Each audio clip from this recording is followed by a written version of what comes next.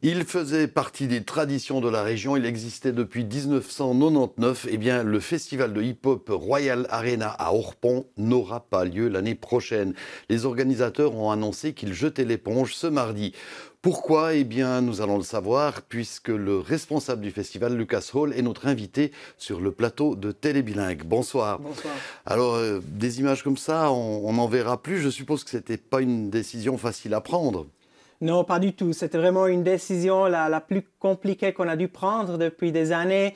Et ça fait mal à toute l'équipe, à nous, à nos partenaires de devoir prendre cette décision. Mais on est convaincu que c'était vraiment la bonne décision. Alors, qu'est-ce qui vous a vraiment poussé à prendre cette décision? Quelles étaient les raisons? Ce n'était pas la plainte des voisins pendant le dernier festival, je suppose. Tout à fait. Non, pas cette raison. Il y a beaucoup de raisons, plusieurs des raisons qu'on a donné cette décision.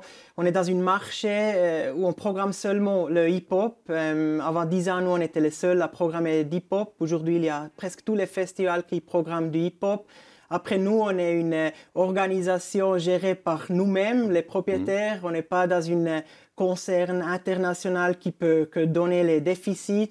Et puis, cette situation devient très compliquée pour nous, pour pouvoir payer les artistes, toutes les infrastructures. Et puis, tous ces frais, ça monte et ça monte. Un autre phénomène à Bienne, vous êtes vous-même l'organisateur aussi du Lake Live, l'autre grand festival à Bienne. Est-ce que vous n'y pas simplement concurrence entre les deux festivals?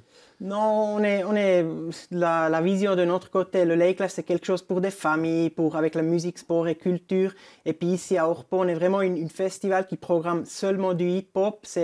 C'est une groupe cible complètement différent. Et puis pour ça, on ne voit pas une concurrence entre ces deux festivals. Alors vous avez annoncé que l'année prochaine, il n'y aurait plus le Royal Arena et le Orpont Art.